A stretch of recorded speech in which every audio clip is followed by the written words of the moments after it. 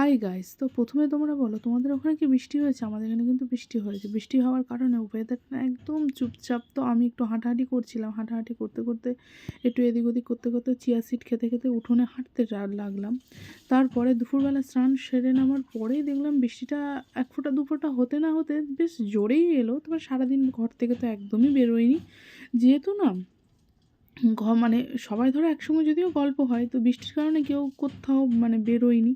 তো জন্য আমি আমার কাজ বাজগুলো সব কমপ্লিট করে, খাওয়া দাওয়াগুলো কমপ্লিট করে নেওয়ার পরে আর সন্ধ্যেবেলা সন্ধ্যে টন্ধে দিয়ে আনার পরে সন্ধ্যেবেলা একটু চিয়া সিড ভিজিয়ে নিয়েছেন, যেহেতু আমি একা খাই ওই জন্য 2 চামচ চিয়া সিড আমি ভিজিয়ে নিয়েছি। তারপরে সন্ধ্যেবেলা বিস্কিট একটু ঝুড়ি ভাজা খাচ্ছিলাম, সেগুলো খাওয়া দাওয়া কমপ্লিট করে ঠাকুমা গেছিলো পিসেশ্বশুড়ির বাড়ি, সেখান থেকে প্রসাদ এনে দিল। সেই প্রসাদটাকে নমস্কার করে খেয়ে নিলাম।